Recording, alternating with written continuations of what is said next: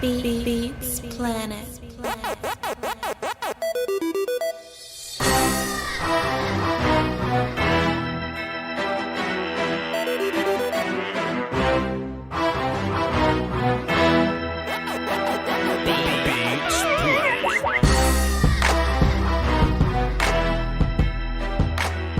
All right. What's happening? Let me take a sip of water, please. Give me 30 seconds. I had to run around the crib real fast to get the last minutes in place. Hold on. Get a little Voch up there. Had to get the last minutes in place. This stream is under construction. Just want to let y'all know. I got a piece in the mail today that's going to let me upgrade things across the board. That's very exciting. But until then, y'all got to look at Lil Voch and this ugly under construction. And I could possibly throw some film up there, so y'all just bear with me. I might show my my Patreon folk. I might give them some early access to kind of let them know what the new thing is going to look like. But it's going to be different. It's going to be different. And I hope y'all like this theme song because it's retiring soon. So y'all got about another couple weeks with it. So enjoy. See, walk your ass off on this new live stream music because when it's gone, it's gone. Give me like 3 seconds. Hold on. Give 3 seconds. All right, we back. So anyway, there's been some Cowboy news, kinda, and it's crazy that we need football so bad. It's bad enough like this time normally, right? Like in a normal football season, this would be like a dead period to where, like a lot of weird news happens and, nothing really happens or just nothing like really official happens because, it's after draft and it's after like, it's after, free agency for real. So it's not really much news. So you take that and pair it with a pandemic, then all of a sudden a small rumor can turn to big Cowboy news. Or Zeke saying that he's faded on a live stream when he hasn't ended his live stream, that somehow turns into big ass news. You know what I'm saying? Does that look like wild parsley to you? For some reason that means something to people. Donnie say he didn't really like that beat, to be honest. Well, Donnie, you're very much in the minority, sir. Very much so in the minority, sir. But thanks for being here. So, we're just in this time to where like it ain't even news. Like news that ain't even news ends up being news. Rumors end up being news. Fan theories end up being news. Jadeveon Clowney saying, "Oh, if I could, I would go there." That ends up being news. That shouldn't be news. It shouldn't be news. But for the sake of it being late June going into July and we ain't really got nothing else to talk about, I kind of get hit on the Twitter machine. I kind of get hit in my emails. I get tapped on the shoulder virtually a bunch because people would like to know my perspective. I guess I can give you all my perspective. All right. What they talking about in my chat box? I thought Tyler was a mod, probably just because I'm all over the place. Well, there you go, Ty. Who cares? So yes, I'm going to give you my thoughts and opinions, but on this show, it's a open forum for a civil discourse for you guys to come in and tell me how y'all feel. So the number to call into the show is 515-606-5187, access code 309-104. You can either respond to the topics, you can respond to something I said, or you can come in with something brand new with, something you want to talk about. This is your show. My name just on it, and my face, and my likeness, and like my little cartoon portrait. And other little stuff that I drop money on. But besides that, this show don't belong to me. This show is y'all's, all right? So, to kind of get started, right, y'all can see on my little grid that I put in the thumbnail there, my Ozark grid, letting y'all know what the show's going to be about. I kind of got the laughing meme, right? Charlie Murphy laughing meme, because I think it's preposterous that people willing to sell their soul for anything. Just willing to sell their soul, right? Have y'all ever heard, "You just gonna keep on using me until you use me up"? in terms of you're negotiating with somebody, and like he was negotiating with some woman or whatever, right? And it seems like no matter what the terms are, I'm willing to give it to you, right? I'm willing to give you everything. I'm giving it all to you, right? Oh, you want Michael Gallup? Sure, I'll give it to you. Oh, you want a first, a second, a third? Sure, I'll give it to you. What? Oh, whatever you want, Jets. Throw whatever you want, I'll give it to you. Boy, I got a problem with that. Cause it's so hard to build your own team, right? It's so hard to get your own good players. It's so hard to find starters in this league. And you just kind of want to give them up for a starter that you think is more important, that I think is less important, but you think is more important. Now, before I get started, I ain't finna hate on Jamal Adams too long because I think over the past 3 weeks I've been doing it enough. But if it was up to some of you Cowboy fans, they just gonna keep on using you until they use you up. I'm glad y'all not GMs. I'm glad you're fans, to be honest. I'm glad you're fans. I'm glad that our front office remains steadfast in what they believe in. I'm glad they got a little pushback in them. I'm glad that they got a little resistance in them. Because if it wasn't for them, we wouldn't have no draft picks. We wouldn't have no players. Tyron Smith would be gone. D-Law would be gone. Dak definitely wouldn't be here. Zeke wouldn't get paid. Coop wouldn't be here. Nobody would be on this damn team. We'll have Ndamukong Suh, though. We'll somehow have Snacks Harrison, somehow. And we'll have Jamal Adams. That's what we'll do. We'll just give up all those good pieces. But we got our box safety, though.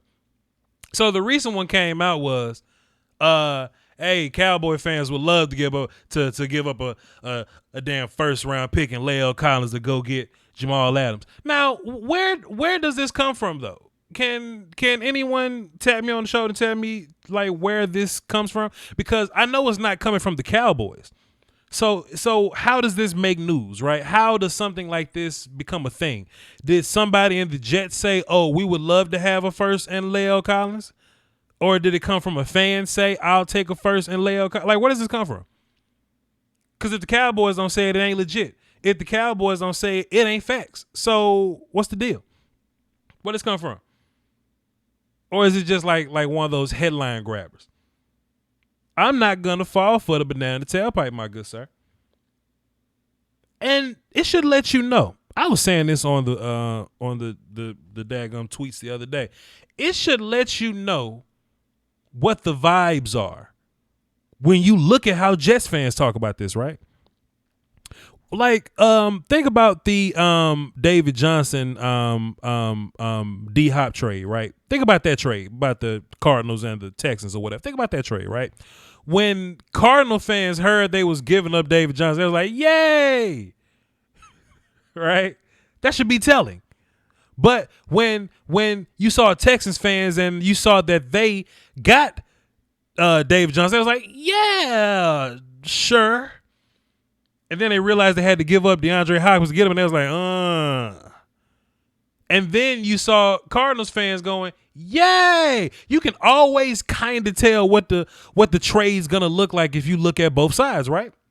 So sure, Cowboy fans would love to have Jamal Adams, right?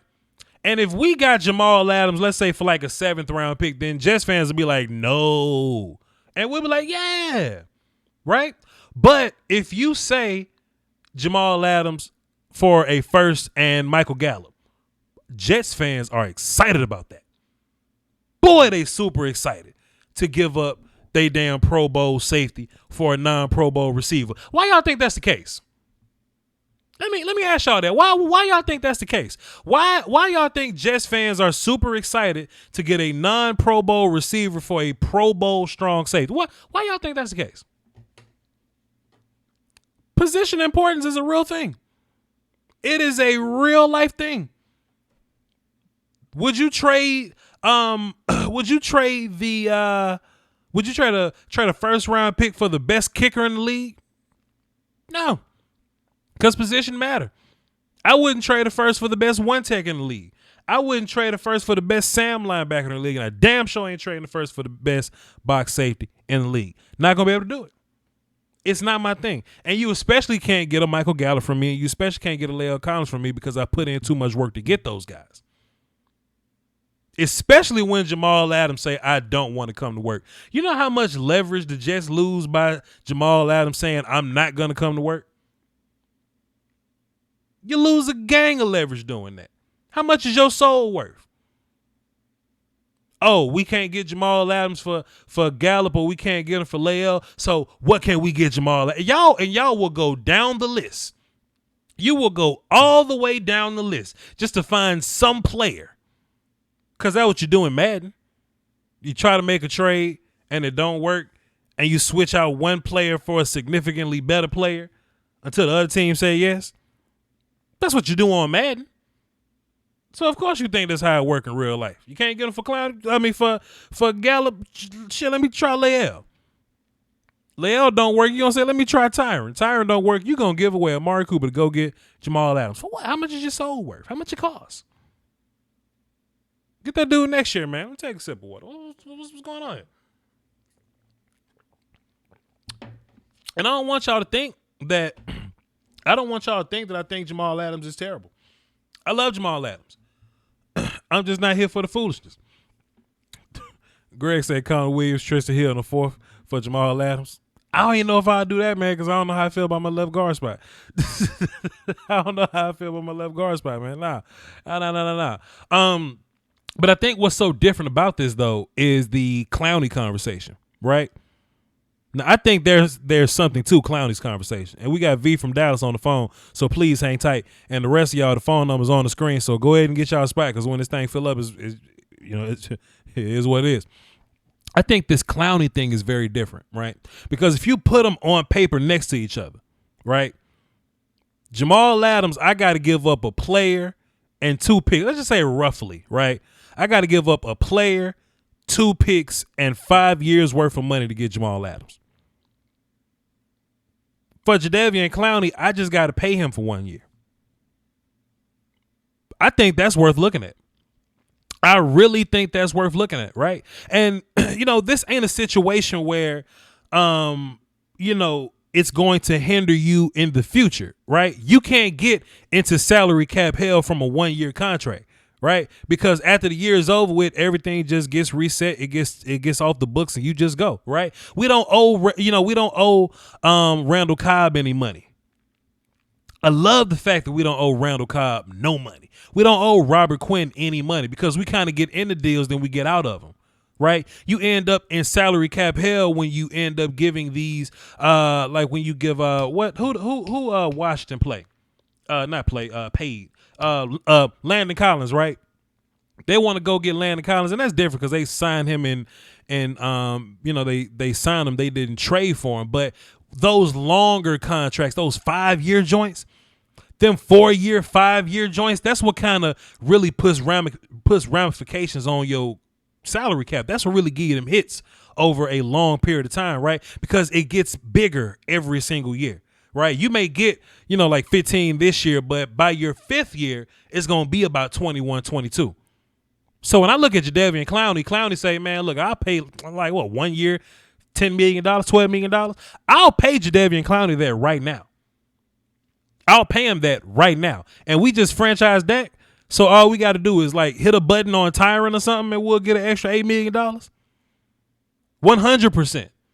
Give me Jadeveon Clowney. And I ain't got to give up draft picks neither. That's different. Now, granted, Jadeveon Clowney is going to get cut with a lot of Randy Gregory and Alden Smith. That's fine. That's cool. Salute to that. But I've only got 1 year of obligation to you.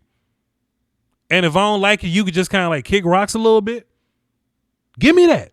Sign me up for that. And I don't have to. And then also, can we also say this too? Because I've said this before, position value counts.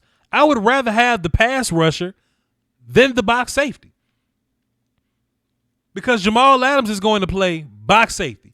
People hate when I say that shit too, but I'm going to keep saying it. Jamal Adams is a box safety. He's just a really good box safety. Why? Because as a blitzer, as a tight end coverer, as a run game supporter, you do all that shit in the box.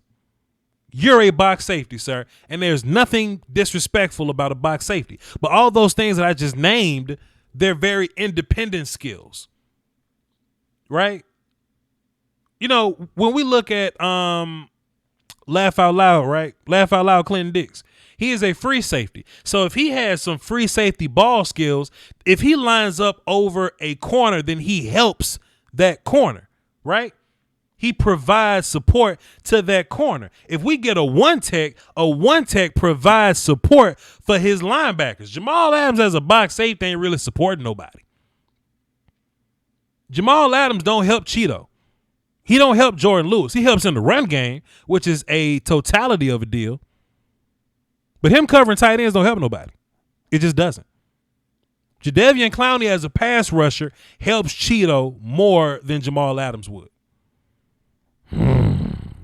Jadeveon Clowney as a pass rusher helps your corners more than your box safety Jamal Adams would. Facts. And I ain't got to give up draft capital to get him. Shit. Come on, Playboy.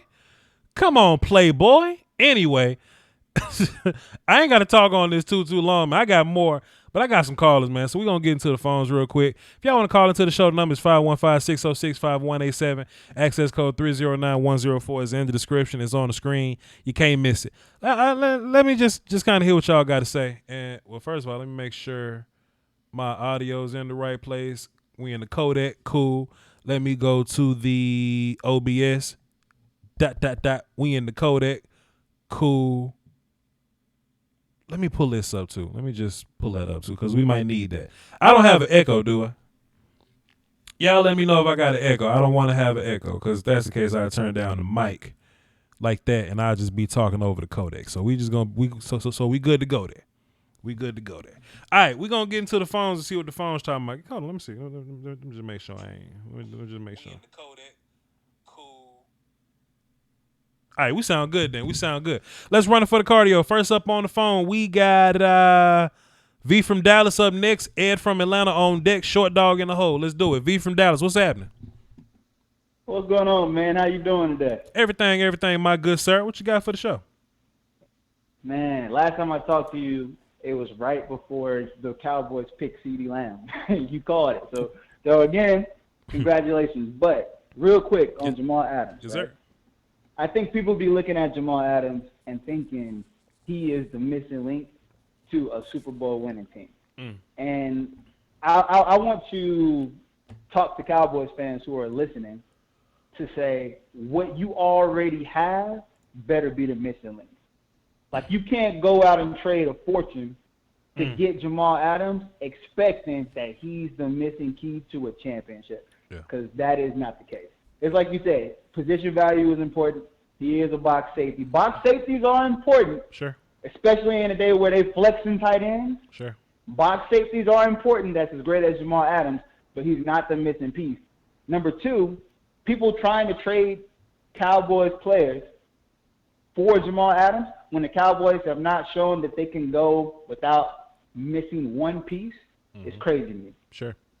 That's crazy to me. I think the big piece, though, is how good your current team is, right? How good just the base team that you have. But then being able to add something to it would make it better, sure. But you don't want to be in a situation where you're taking something away just to add something else. Because you could be like, oh, Voch, we're a box safety away from being great on defense, but don't take away from your offensive line. Don't take away from your receiving core just to be good at box safety. Hold what you got.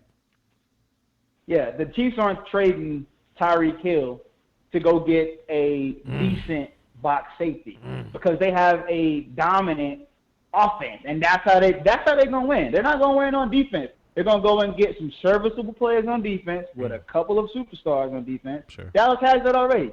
DeMarcus Lawrence, a superstar on defense, right? Linebackers, hopefully their play is gonna be up to the standard of superstar level with some of the additions on the D line. Sure. Right? But you have some pieces on defense. So I just want to touch on that real quick. I also had to get into this Dak conversation, man. Okay. Did you got time? I know you've been on it. Go ahead. You even had a few YouTube videos about it. Go ahead. Do your thing. My thing is, objectively, I'm a huge Dallas fan. I'll be honest. I don't love Dak, but I like Dak.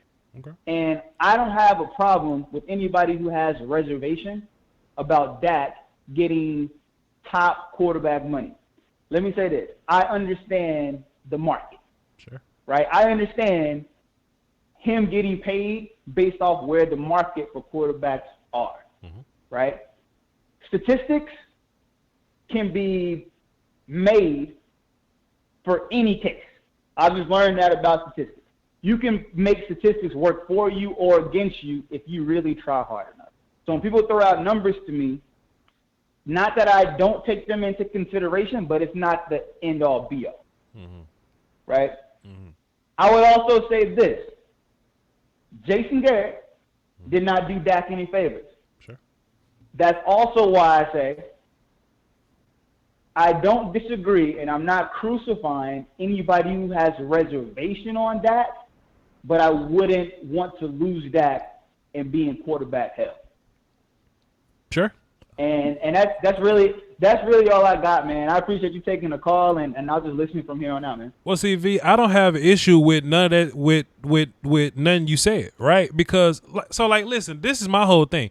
If you don't think that Dak is top 3, or you think that Lamar Jackson is better, or you think whatever, or if you have reservations about him, that don't bother me, because you have the right to say that. But what we can't say is that, Dak sucks, or we can't say that Dak ain't top 10, or we can't say that Dak is average, because that's when I start to disagree, right? I like what you said earlier when you was talking about numbers, right? Because you can make numbers make whatever point for you. I totally agree. You can 100% do that. But that's why I only name a handful of numbers when I start talking about Dak, because Dak already passed the eye test. Dak already passed the win, the win games test. I just bring up numbers to further fight when people move the goalposts. Because you remember last year, 2 years ago, when Dak was winning games, but people saying stuff like, oh, well, Dak can't throw the deep ball. Well, I got a stat that says he can throw the deep ball. Oh, well, Voch, he ain't throwing them a lot. Yes, he is. Well, he ain't throwing them accurately. Yes, he is. You know what I'm saying? That's what I'm saying. Yeah, So I make my argument based on film. That is my whole thing with paying quarterbacks, right? Is you pay, in my opinion, you pay a quarterback. That's why they pay. That's why they're going to pay Patrick Mahomes this money. That's why they're talking about paying Deshaun Watson this money. That's why Lamar Jackson, even though I kind of Lamar disagree. Jackson to me is kind of a different case. Go ahead. No, I'm listening. I kind of disagree with that. We don't pay quarterbacks to overcome anything, because there's only a handful of quarterbacks that can overcome that. You pay quarterbacks so you don't have to go through life without a quarterback. That's it. That's all there is to it. You know what I'm saying? The Vikings not paying Kirk Cousins to save anybody. They paying Kirk Cousins because they don't want to be sorry at quarterback. And that's the difference. It's not like this meter building thing where you could just take pieces and build a meter. I think it's either a you can thing or you cannot thing. So when people say, well, Voch, we'll save money with Andy Dalton, sure, you may do that. But I don't think Andy Dalton's good enough to get the job done. I think Dak is good enough to get the job done. So you just got to pay for that. Now, is Dak okay. Is Dak good enough to do it by himself? I don't think so. But there's a reason why Kansas City went to go get Sammy Watkins. There's a reason why they drafted Mecole Hardman and they paid D Ford and not D Ford, Frank Clark, and they paid Honey Badge, and they went to go get both the linebackers out of Dallas. There's a reason why they compile these guys.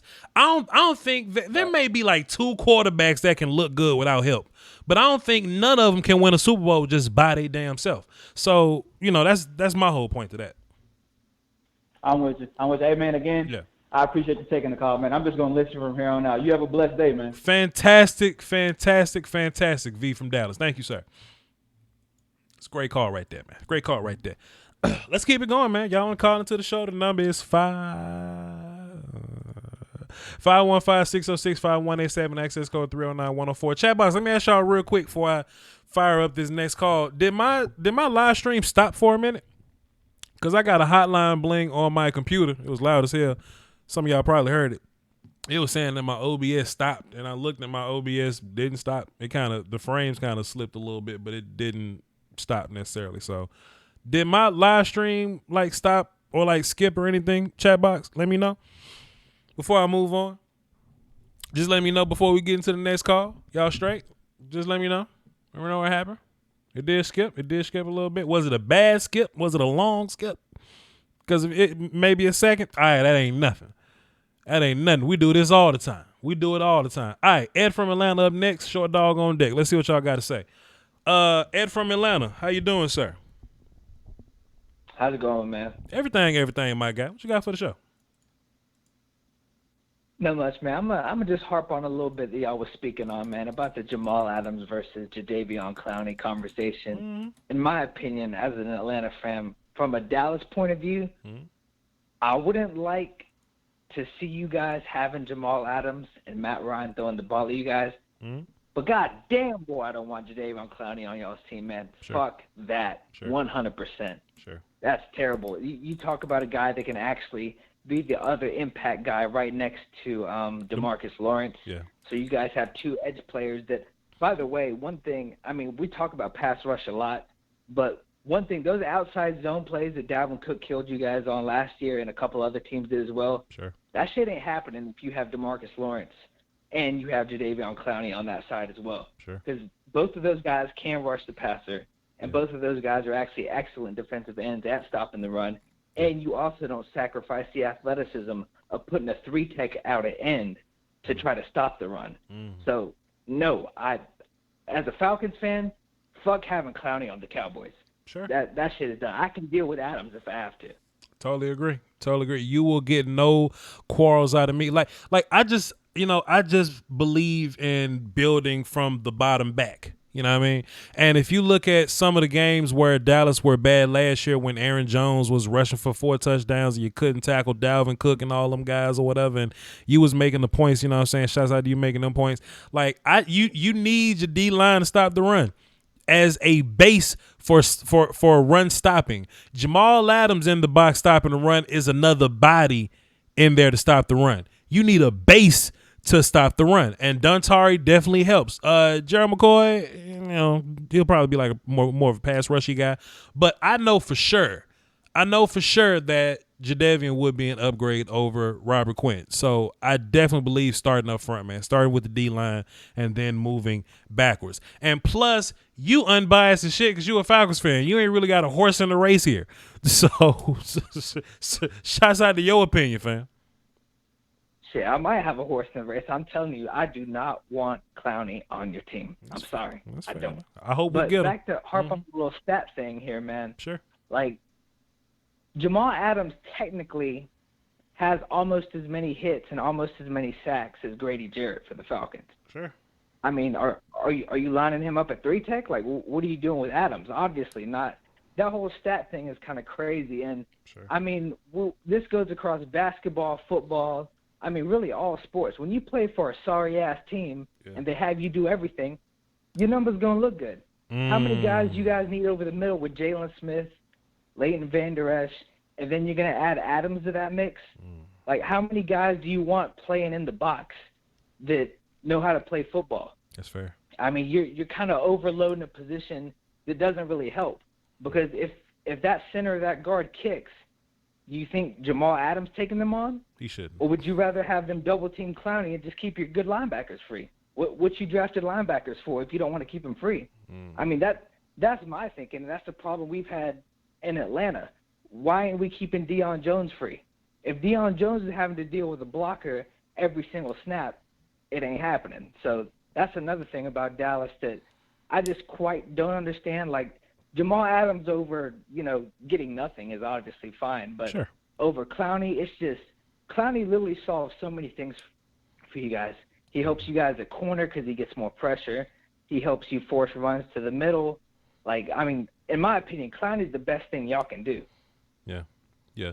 I'm seeing in my chat box that they're trying to make the argument for Jamal Adams in terms of him as a pass rushing blitzer.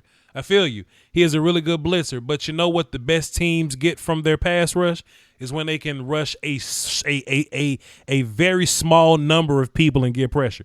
right? If I got to bring my damn box safety every time, that does a couple things. It's one less guy in coverage. It's one less guy to cover tight ends. It's one less guy to do safety things. So you're limiting him to do one job if he's pass rushing. I want to be good at getting pressure with 4 guys, not 5 and 6. So get away from that. But Ed, this about that, Voch? Go ahead.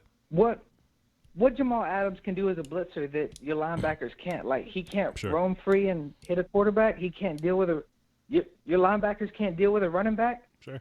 But see, Jamal Ed, Adams got that your linebackers don't.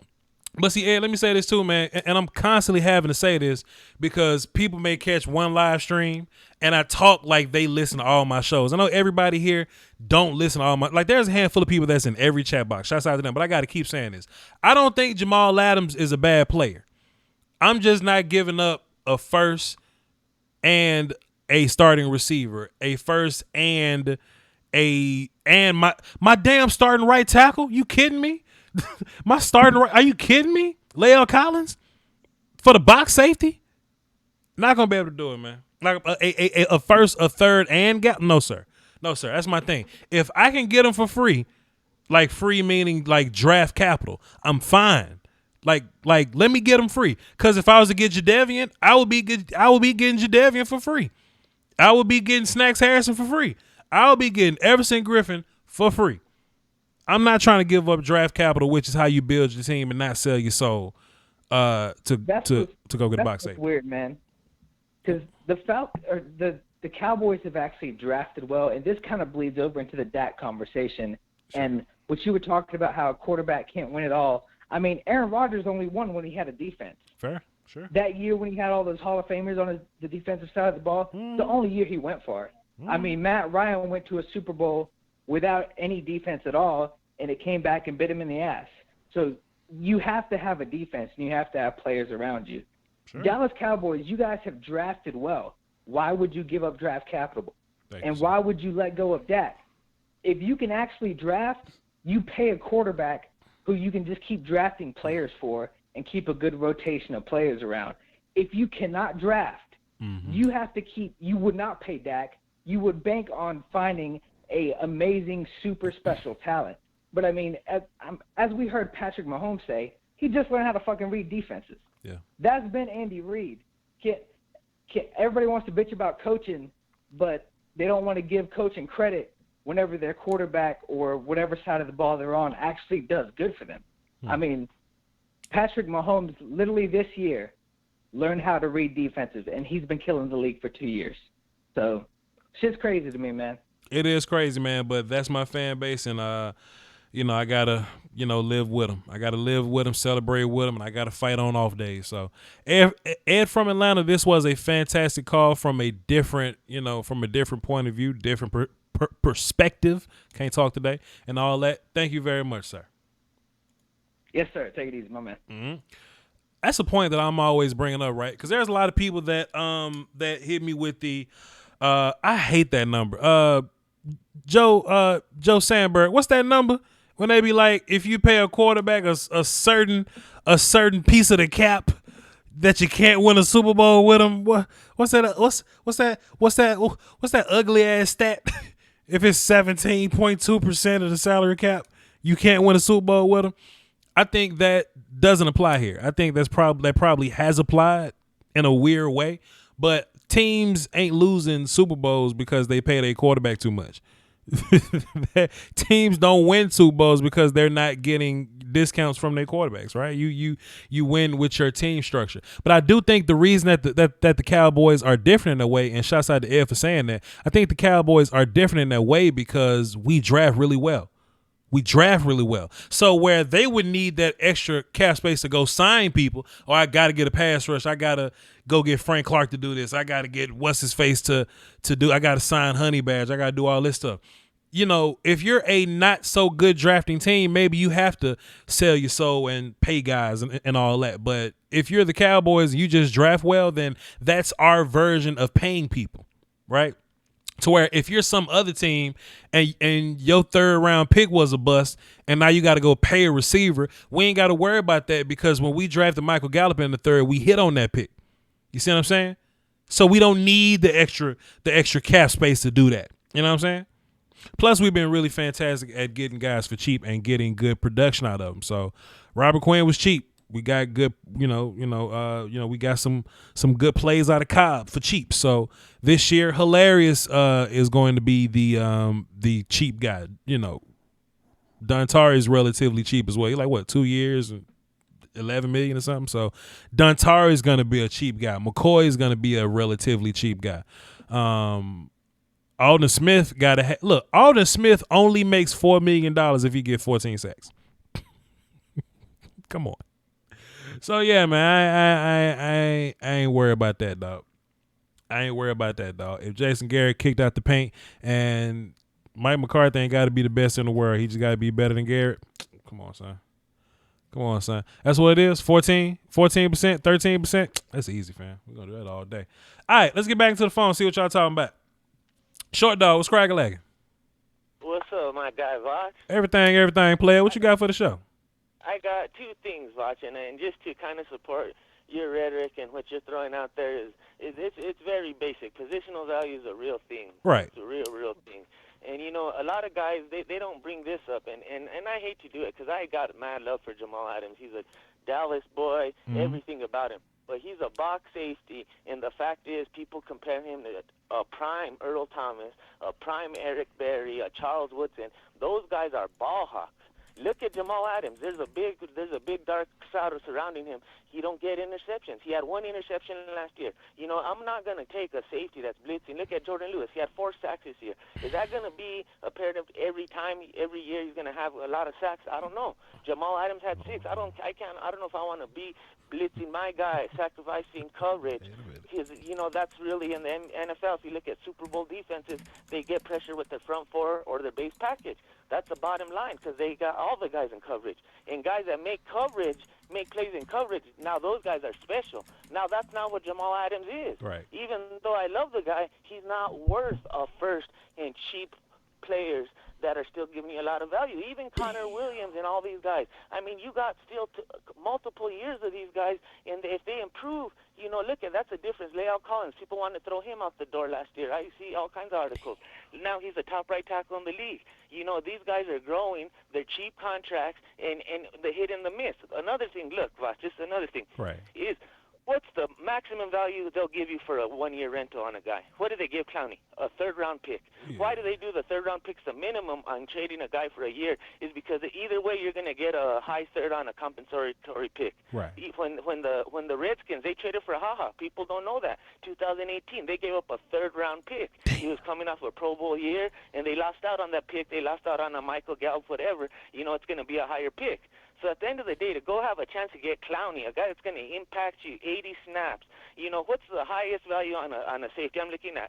So these are our defensive player of the year type safeties. If they get 6 interceptions, if they average 6 tackles a game in a year, that's huge numbers. Not every guy's going to get that much. You know, what's the difference between Adrian Amos, a guy that's making $40 million? I like what we have with Clinton. I mean, if he's going to be a 8 out of 10, a 7 out of 10, I'll take that for $2.5 million.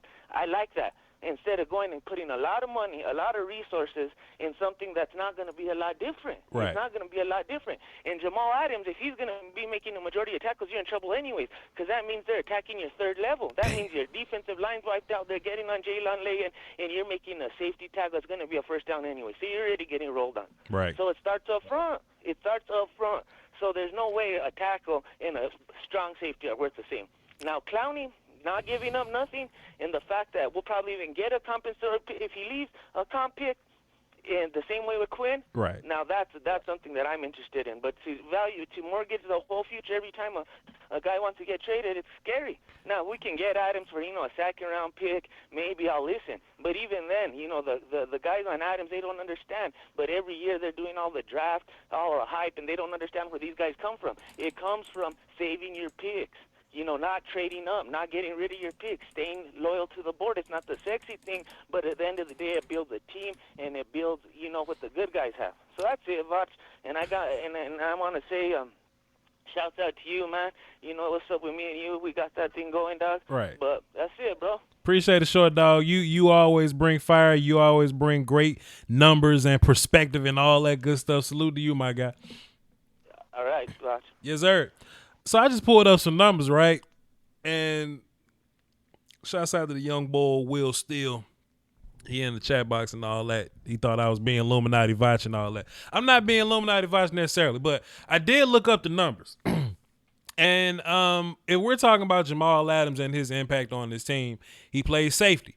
So if he, so I'm calling him a box safety is what he is. He's a tackler. He cover tight ends.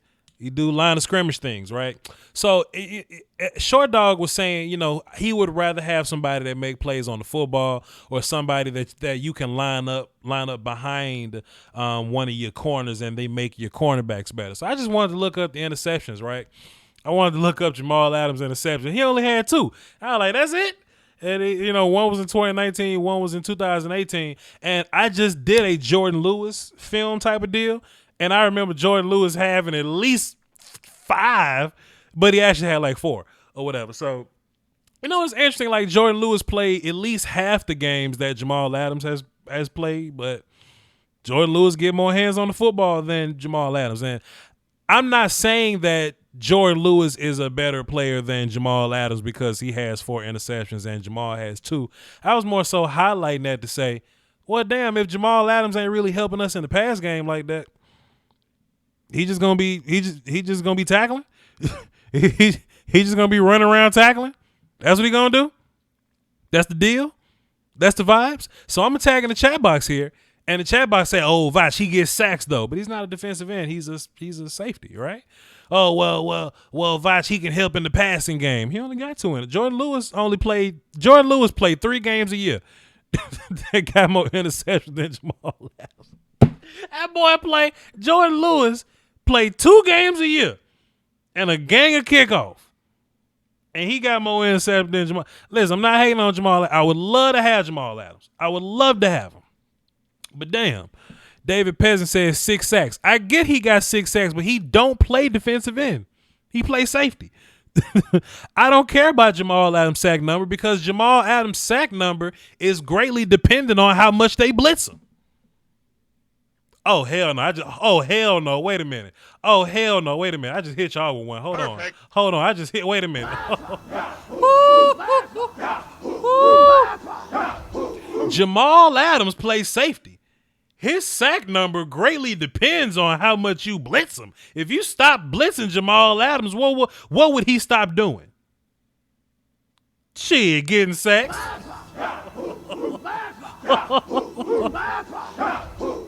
Boy, look, y'all out here talking to me like, hey man, Jamal Adams play safety for the most part, but at the end of the game in pass rushing downs, they line him up at defensive end and let him fly, and he got 6 sacks last year. Hell no, he got 6 sacks because he blitzing him.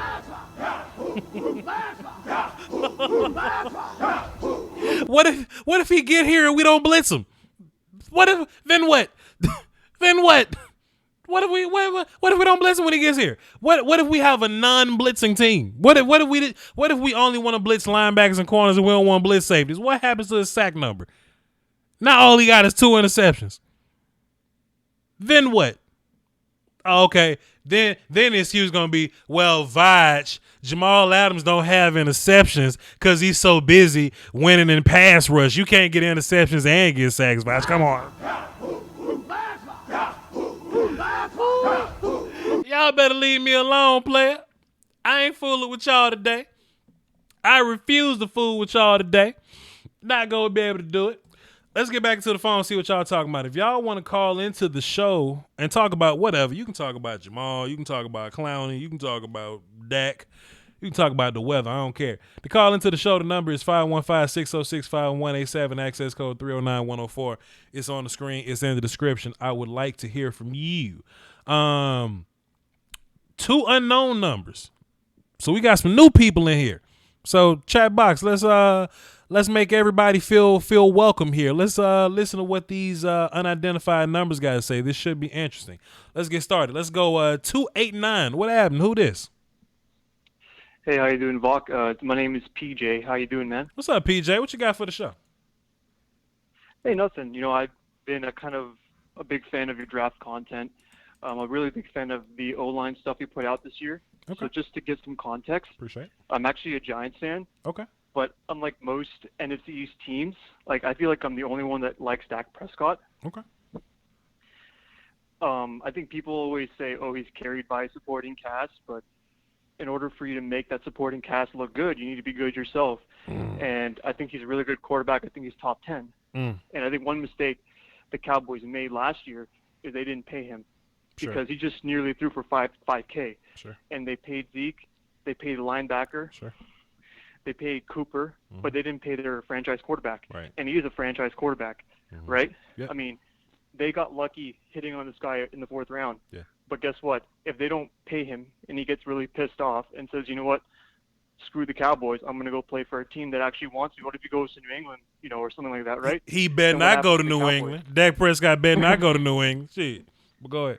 Exactly, man. Imagine if he goes to Belichick in that Perkins scheme with that quick passing. Yeah. That's going to be really good. Sure. Really good. So they should have paid him. Right. That's one thing I got to say.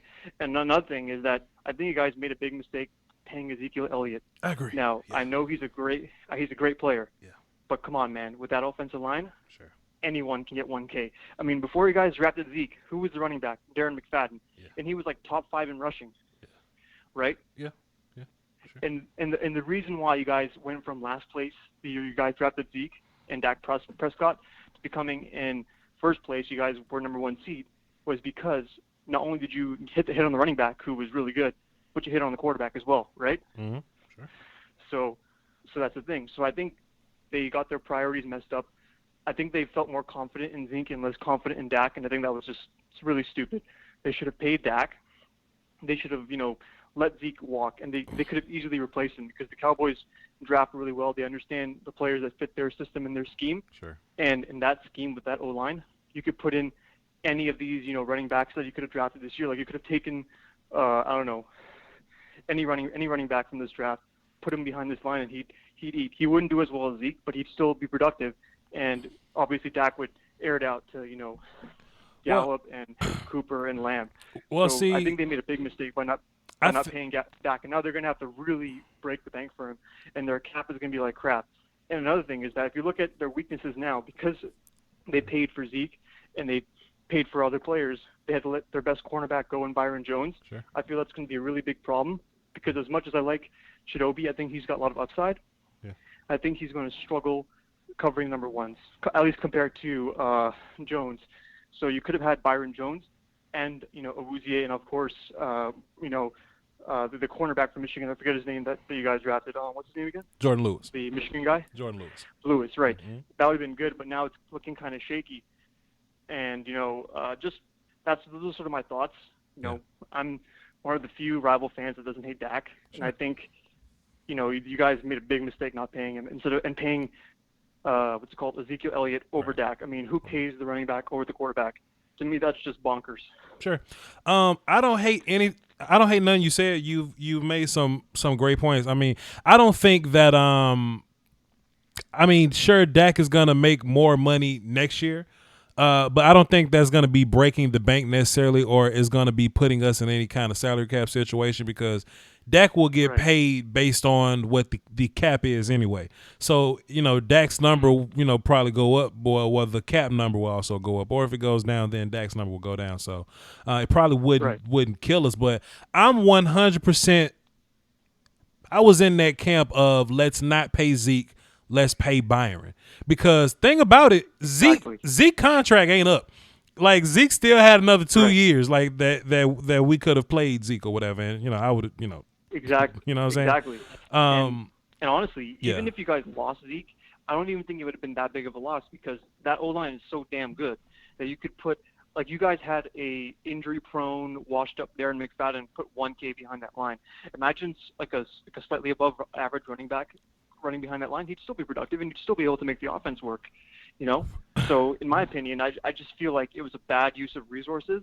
I think that money could have been used to, like, Byron Jones. I feel like having a good cornerback is really underrated. I feel like cornerback allows you to do so many things with the defense. Like, if you look at the Patriots, right, you look at their defensive line. They don't have really good pass rushers, but what they do have that allows them to get pressure through blitzes and stunts is that they have 3 really good man cover corners who can lock up receivers, right? That's what allows them to play cover 1 and cover 0 really effectively. Is that Belichick can have faith that his 3 corners can lock up anyone. That allows him to bring heat, and that allows him to, pressure his quarterback. The only thing that, well, the one reason why, like I ain't really killing Dallas with the whole sign Zeke thing. I'm gonna say this and let you go. Is because I had no clue that Dak was gonna go out and throw for damn near 5,000 yards this year. You know what I mean? Like, I knew Dak was gonna be cool, but I thought Dak was gonna be roughly what he was last year, right? Like I see improvement, right? Like, most young quarterbacks don't get better. That's just a real thing. Some guys just don't get better. I've seen Dak get better and better and better. I had no clue Dak was going to go out there and be top 5 in all the damn quarterback stats last year. So that's one thing. And, and if you thought you had to lean on Zeke because you didn't think Dak was going to be what he was going to be, I can't hate you for that. But, boy, I got Dak now, and I would love to run Tony Pollard out there, and I would have loved to keep Byron Jones, but it is what it is. We can't change that. But, PJ, this was a very logical conversation, a very relaxed conversation with a Giants fan. I think we can all appreciate that or whatever. So I just put you in platinum as PJ. So go ahead. Like, Brett, I wanted to say thank you for letting me talk. And being cool with talking to a rival fan. I really, I like to, even though I'm a Giants fan, I like to consider myself a rational football fan. Sure. Where I like to keep things real and unbiased. Yeah. And I think it's a really exciting time for the NFC East because I think we got 3 really good quarterbacks coming up. And I know you guys. I know you're not too high on my boy DJ, but I think he surprised a lot of people last year. So I think it's going to be a really good rivalry between him, Wentz, and Dak, and should be some really good and close games. I hope so. Yeah. I'm tired of getting blown out by the Eagles and Cowboys. Yep. He'll be fine. He'll be fine. And look, you're up here talking about paying Zeke. Paying Saquon is going to be a weird day for y'all. But let me just say this, too, before I hang up on you, man. Like, and just here's thanks for having me on, man. I appreciate it. No doubt, man. But just here's something I don't always say, and this just a little secret, and just everybody listen or whatever. Let me just say, I think fans take this rivalry shit a little too far. Or whatever.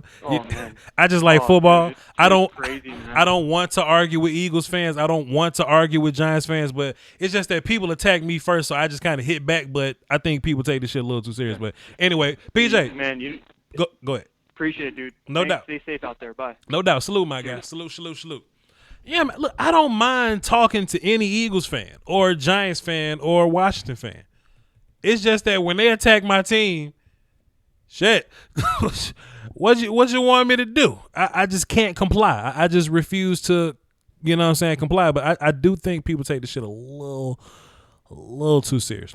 All right, a little too serious. I saw Carson Wentz, right? Like, it was in the middle of the protests or whatever, protests and shit and all that. And Carson Wentz was all like he put out his statement about it. And I saw people in the chat box or in the comments on there, they was like, yo, man, Carson Wentz, you all right for an Eagles player, man. Hey, it's a Cowboy fan right here. Salute to you. Dog, football's not that important.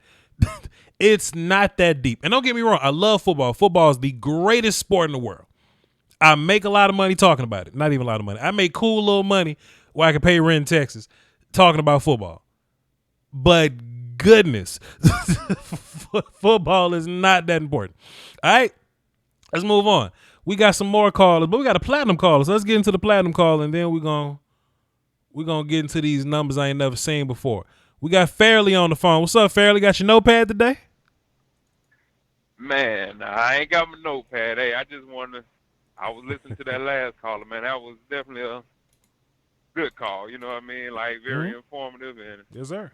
Hey, he hit on some good points, but sure. When he was talking about those cornerbacks in New England, yeah, how that makes everything better. It's the same way with the offensive line. Sure. Your front seven. If that front seven is dominant, it's gonna make the back better. Sure.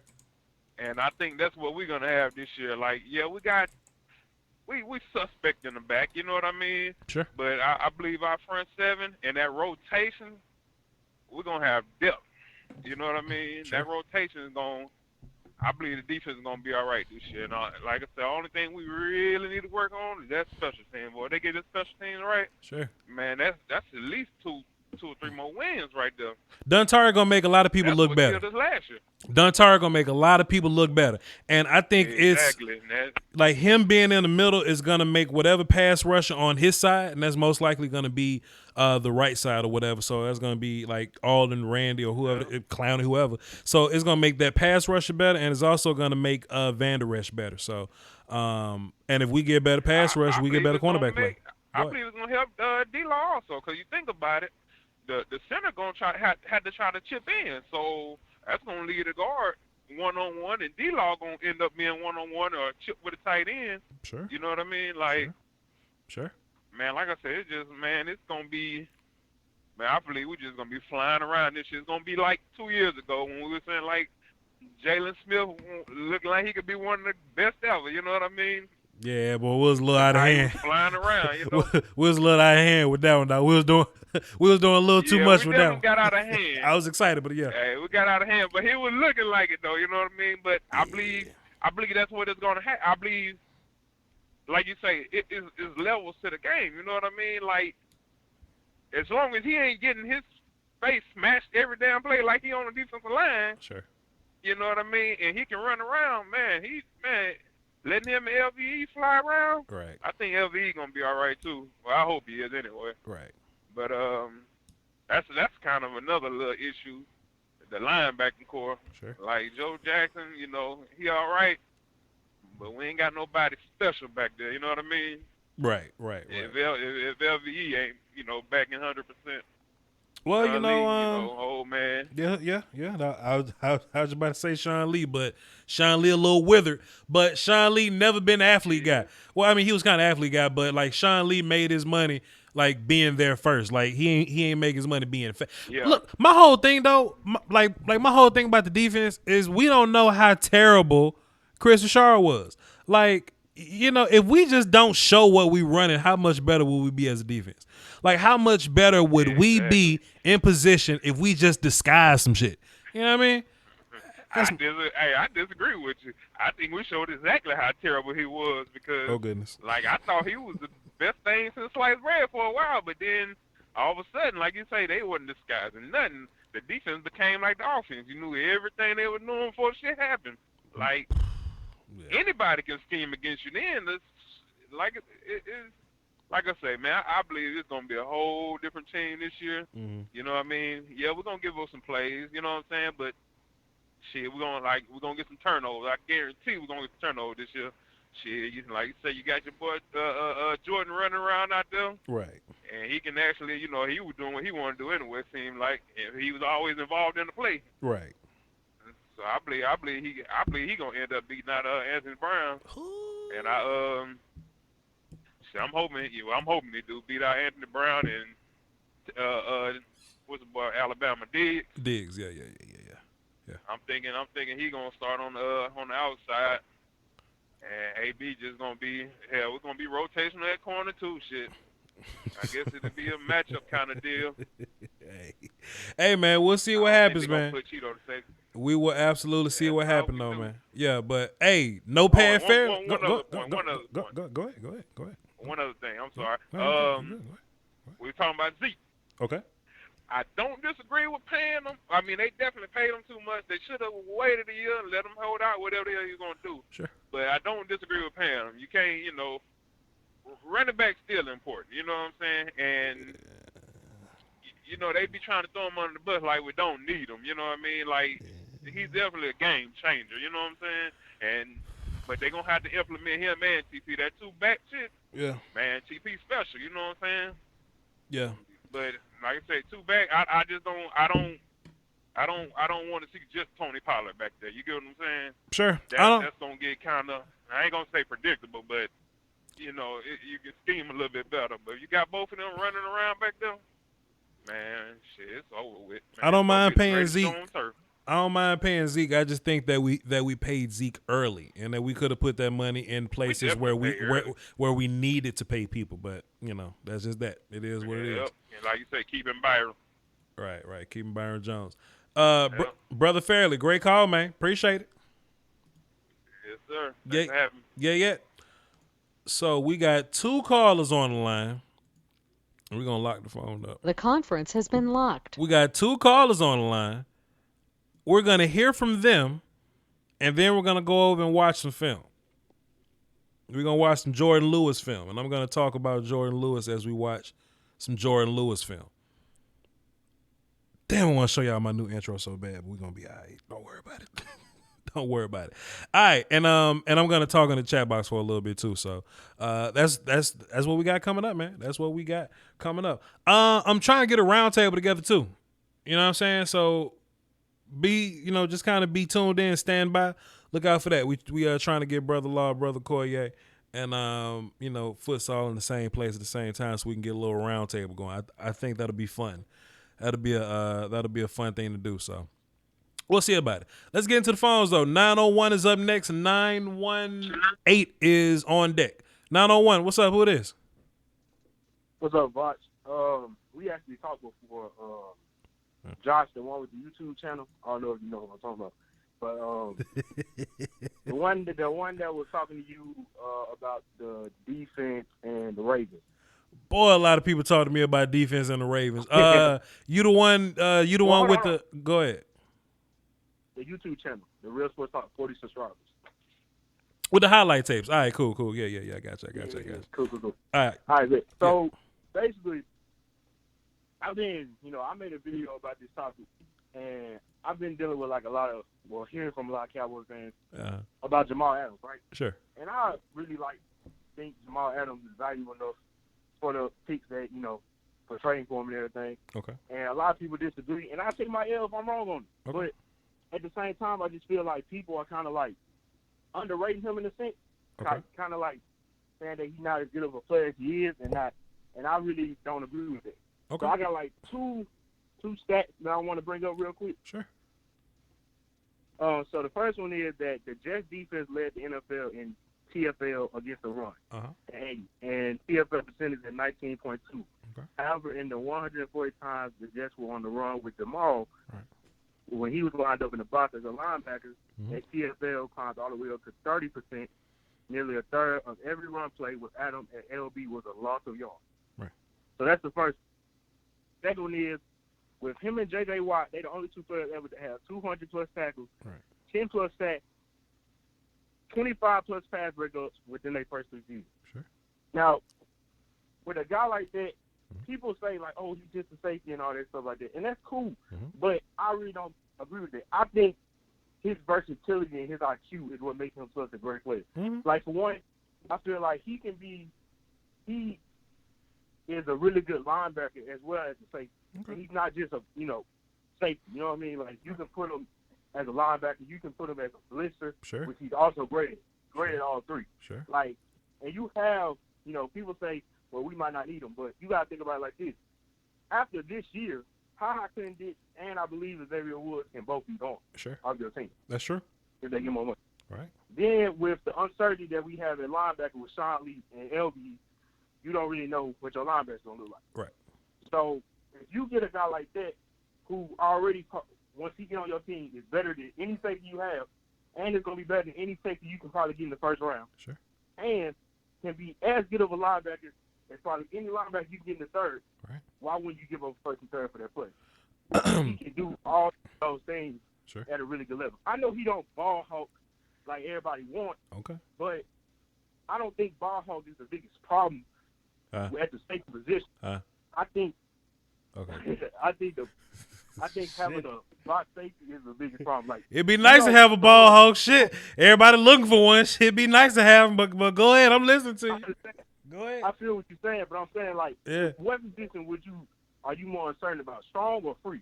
Because me, it's strong because I believe with Ha and Woods, I think they can play free very well or just good enough. You know what I'm saying? But at strong, I don't love either one of them, especially not Ha. Sure. So when you bring in a guy like Jamal, he's gonna be a very good player, and he's gonna be great against the run, Right. which we struggled at. Right. Like you said, we couldn't tackle Aaron Jones. Like you said, we made Mitsubishi look good. Right. Even against the Lions game, the little Jeff Driscoll kid was running all over the place. Sure. Well, Like, yeah. so adding a guy like that can help your defense out and make your defense better. So why not? I don't disagree That's all I with. got. I don't disagree with what you're saying, and I don't think most Cowboys disagreeing with what you're saying. But when we have conversations like this, you got to add a little extra context of what we're talking about. So if we're talking about Jamal, like if we had the opportunity, like if Jamal Adams robbed the bank, held somebody at gunpoint, got off, and got cut from the Jets, and you ask Cowboy fans, would you sign Jamal Adams? 32 teams would sign Jamal Adams. 100% of the fan base would sign Jamal Adams. The problem comes into what are you giving away to get Jamal Adams? That's the difference. See, nobody's saying Jamal Adams is terrible. And I run into this same problem because I'm draft guy, right? And I like a lot of football players. But if somebody's projecting a player as a first round pick and they a good player, but they like a good player that I think you can get in the third round, I'm going to talk some shit about that player and it's going to sound like I don't like him. It's going to sound like I don't like that player because of the circumstances in which you get him. You see what I mean? But, okay, perfect example. Neville Gallimore, right? Trevon Diggs, even better example. When they were saying the Cowboys could draft Diggs at 17, it made me sick because I wanted a better player at 17. But if I can get Trevon Diggs at 51, oh, that's a steal. I like Trevon Diggs again. I've always liked him. It's just the circumstances in which we got to get him. So let's talk about Jamal Adams. Everybody in this chat box right now, how many people I got watching live? Chat box, tell me how many people I got live. Everybody in this chat box knows Jamal Adams is a damn good football player. But we got to weigh the pros and cons when it comes to giving shit away. I like my first round picks. I'm draft guy. And my first round pick just happened to turn in the damn CeeDee Lamb this year. Listen, you can give me all the numbers you want about Jamal Adams. 5 years of CeeDee Lamb is better than 5 years of expensive Jamal Adams.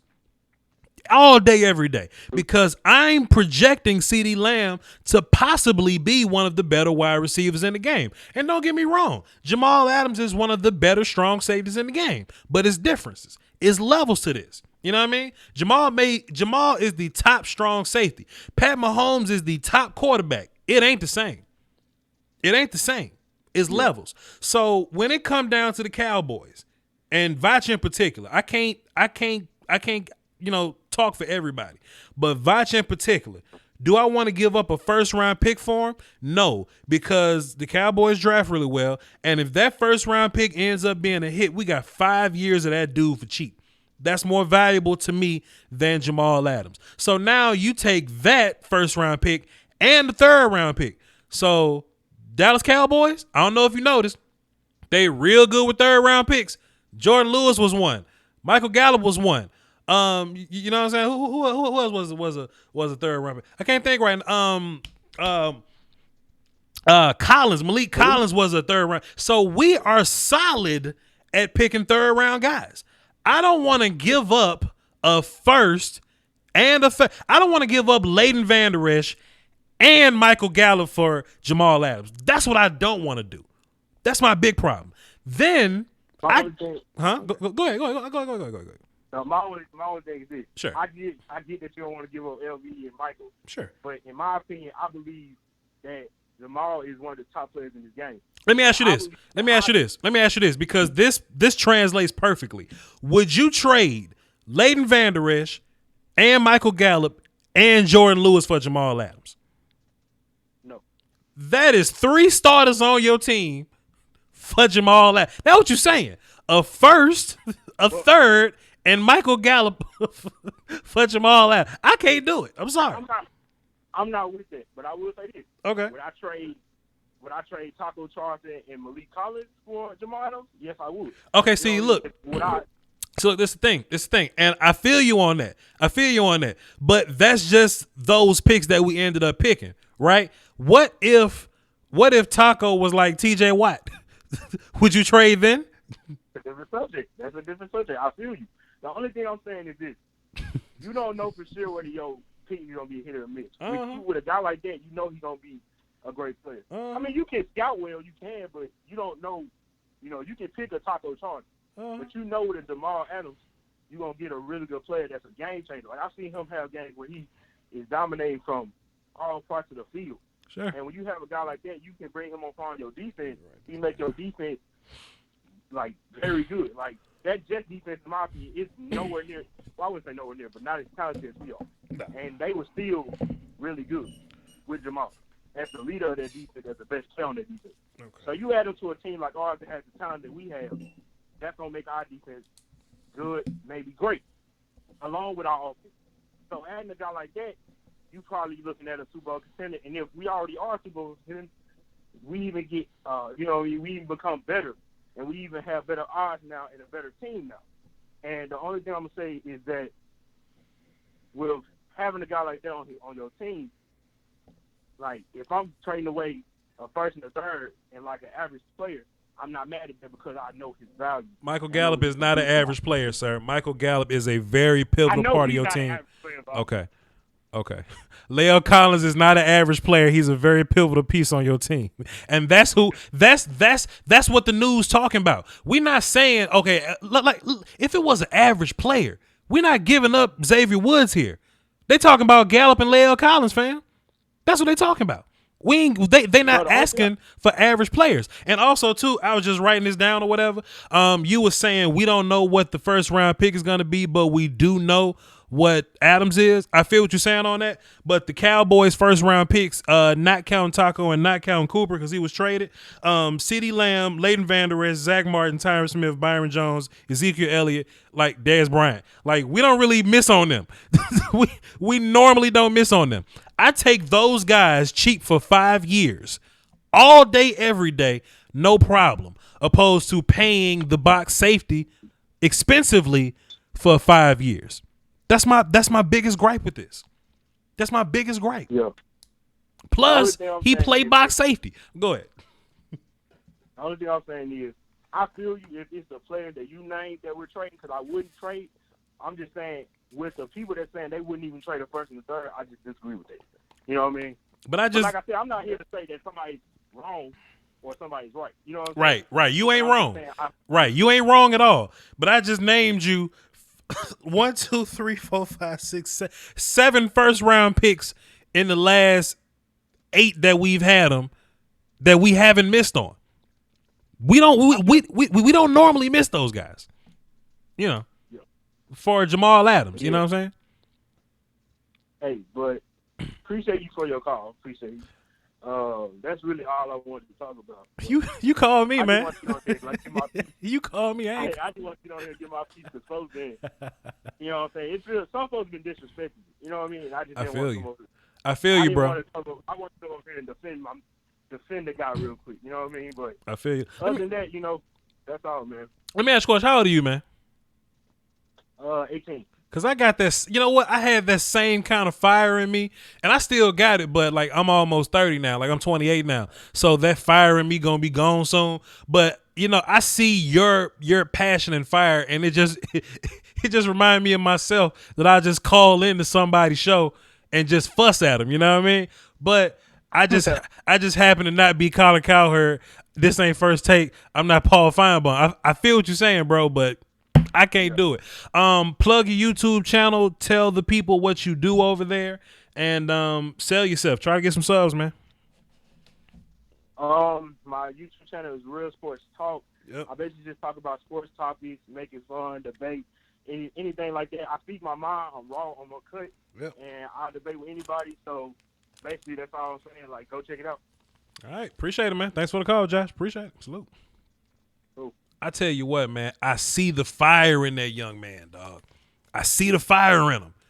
It reminds me so much of me. I said on the blog the other day, it was like that one time when I was doing the shows with Law Nation and Mark Holmes came on, and Mark Holmes asked me if I wanted to come to his channel to debate or whatever. Hell yeah, I got that energy, man. Tupac said we got this energy while we young, man, where we want to work out and lift weights and fight back and all that, because we just built like that right now. You know what I'm saying? But let me tell y'all something, dog. When I turn law age and I start debating a lot less and I start fighting a lot less, I just let y'all just kind of go on y'all way. Don't tell me. Do not tell me to come back to the block. Do not tell me to come back, you know? Because when it's over, it's over, man. When it's over, it's over. But that was a great call from Josh, though. Go check his YouTube channel out. Last call for the night, 918. What's up? Who this? Hey, what's up, Voch? This is Anthony, man. What's up, man? I'm a long-time, first-time caller. Appreciate it, my guy. What you got for the show? Yeah, I got a question about the depth of this team, man, because it seems like every year, you know, it seems like injuries, you know, kind of derail the team a little bit. Sure. You know, even if you look at the Packers game, you look at the Vikings game, you know, the offensive line, when it start having trouble, you know, you throwing Cam Fleming in there with his slew-footed ass, and he ain't kicking right. He getting his ass beat. Right. And then in the Packers game, you know, the right tackle, we had problems there. Right. Even with Van Der Esch went down, you know, we had problems there. I mean, I just want to know, you know, how do you feel about the depth this year, about this team? I think we're in a good place, man. I think we're in a good place. We just kind of got to see it formulate, you know. I think the mistake that we had last year is that we had depth in terms of guys that got, like, you know, bodies under their name, right? Like Kerry Hyder was a whole 8-sack starter in Detroit. But when he get here, you know what I'm saying? Or, you know, we had like Michael, and we thought that we had like valid depth level guys, right? So the difference is this year is that we need, like, I think we got guys that can play, but, you know, they may not necessarily have like the name value from last time. For example, Antoine Woods is our rotation guy now. He was starting, but Antoine Woods is a backup now. I think that's good depth for us. Tyrone Crawford don't start necessarily, but I think if he comes in and plays, that's good depth. We got a lot of guys at pass rush or whatnot. You know, Sean Lee, he's around, but I think Joe Thomas probably going to get a lot more rank. Luke Gifford's probably going to get a lot more rank. These are guys that we probably haven't heard of, but once they play, we got faith in them. We got a lot of cornerbacks that's you know, bound to get cut or whatever. So I don't think we're in a bad plot. I think the only place that we're really kind of bad at depth wise is on the offensive line, but I just think that's standard because there's not a lot of good offensive linemen in the league anyway. So everybody got bad depth on the offensive line, but compared to what we have to the rest of the league, I think we're fine there too. Okay. That's all I really had for you, man. All right, I appreciate it, man. Easy peasy, get in and out, man. I ain't mad at you at all. Great call. Anthony, I just put you in platinum. Next time you call in, I'll know it's you, sir. Appreciate it. Thank you, sir. Yes, sir. 100%, Mr. Wolf. All right. So it's about 9:12. What I want to do is talk to the chat box for a little bit because you may have talked up your anytime minutes anytime. You may be in a country where you can't, you may be in a country where you can't call into these numbers and, you know what I'm saying, you might be roaming or something. So this is your opportunity in the chat box to ask me anything, and I'll respond to you. Then after that, we're going to go watch like Jordan Lewis film or something. So what y'all got? What's good, chat box? What's good? What's good? What's good? What y'all got? What y'all got? What's the deal? What's the deal? What y'all got? What y'all got? Anybody? Let me look up a little bit, see. I'll give Donovan Wilson a chance. Sure, 100%. 100%.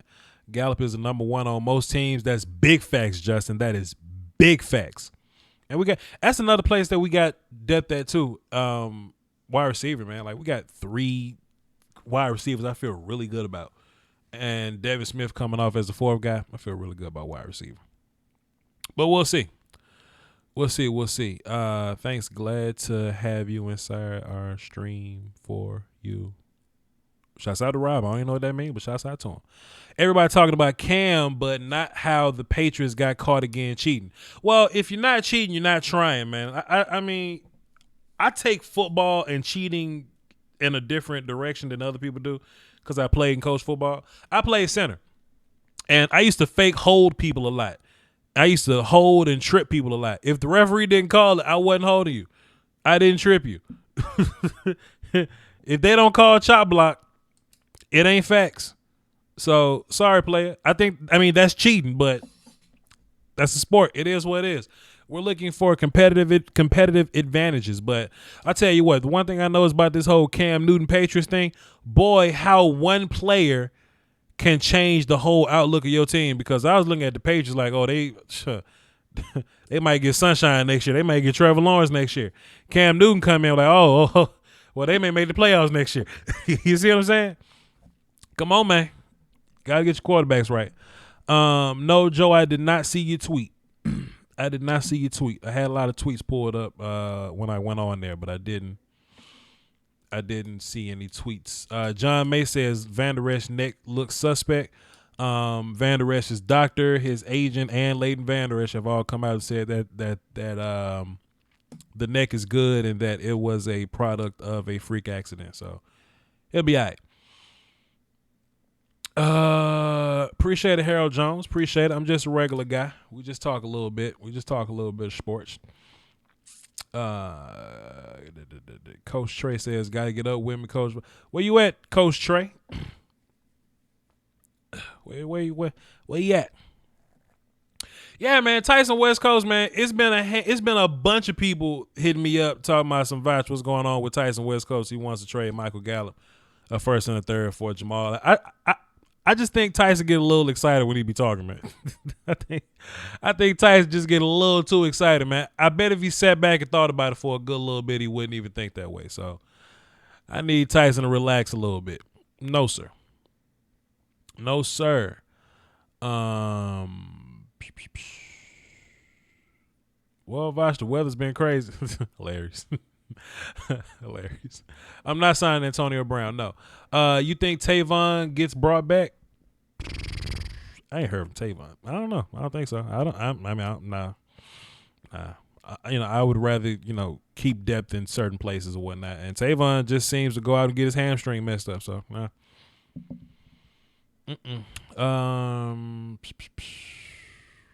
Is special teams fixed? Legatron looked shaky last year. I don't mind old buddy coming in to compete, but in real life, I think Forbath probably wins the job. Honestly, I think Forbath is going to do just fine. Forbath was like 10 for 10 in his last kick. So, I mean, if they just compete properly and the best guy wins, then, they'll be all right. The Patriots have never won an honest championship. They got 6 honest championships, dog. They got 6 very honest championships. I don't know, maybe that's just me. And when Cam leaves, they get a 3rd round compensatory pick. That is crazy. Our third string quarterback is Romo 2.0. I don't agree. I don't agree.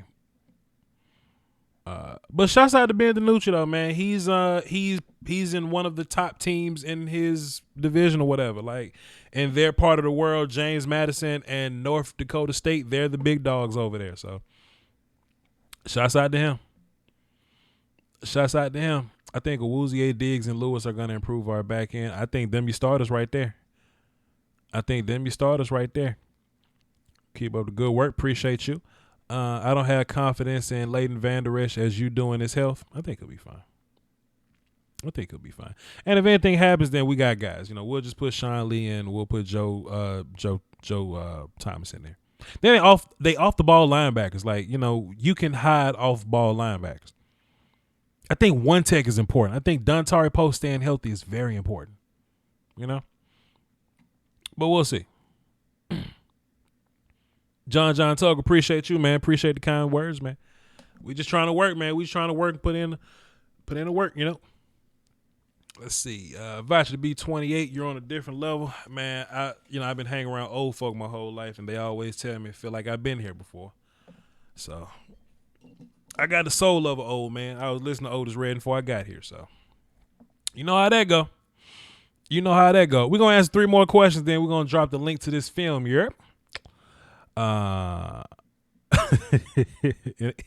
Enemy Michael is hysterical. He's hilarious. Voch, you my dog, but they gave Greg the leg a lot of money kicker wise. Yes, they gave him money, but I don't know how guaranteed it is, or if they can't get out of it.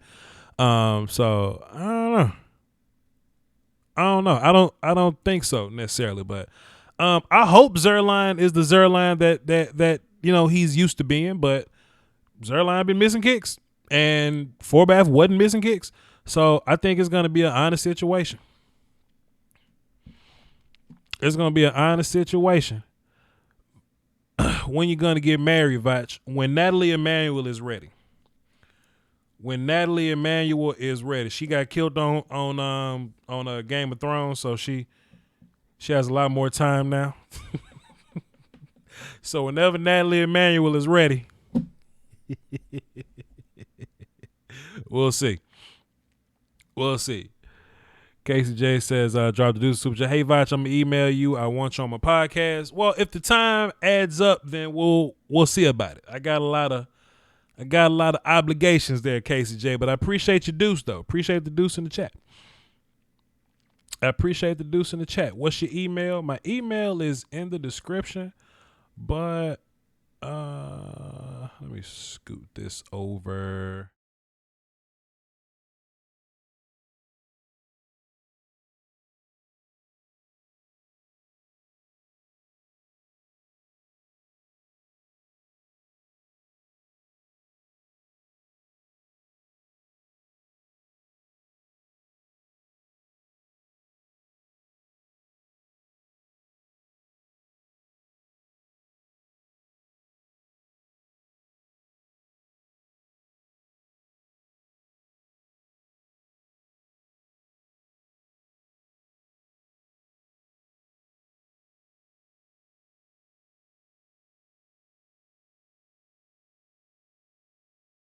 So y'all can do that as well. So all right, so we're going to publish this Jordan Lewis conversation tape piece set as an instant premiere because I kind of want to what song by Otis Redding? For Your Precious Love. That's the Otis Redding song I was listening to. It's a cover, and if you listen to a lot of Otis Redding, he has a habit of taking other people's song and making it his. Otis Redding was the first Lil Wayne. He was the first Lil Wayne. They say, Voch, you gone? No, I'm straight. Hello? Testing. Hello? I'm gone. Okay, cool. All right, here we go. I wasn't going nowhere. I was right here. But yes, anyway, we dropped the Jordan Lewis tape if I can get to it. All right, there we go. All right, it's putting my little music up. There we go. Somebody drop the link, all right? Y'all go and watch the Jordan Lewis tape. We're going to be having some conversation, and we're going to be watching Jordan Lewis sitting on the dock of the bay wasting time. You know what I'm saying? Shouts out to Otis Redding. There y'all go, man. So, hey, I appreciate y'all for tuning in. This was fun. Head over to the other stream. We're going to talk about Jordan Lewis and just have a conversation about Jordan Lewis. I hope he start. And that's just that, man. I appreciate y'all, man. Y'all hold it down for the Doski Woski and the Peasky Whiskey. You heard? Everything is implied and free. Salute. Just. That's it. All right, y'all.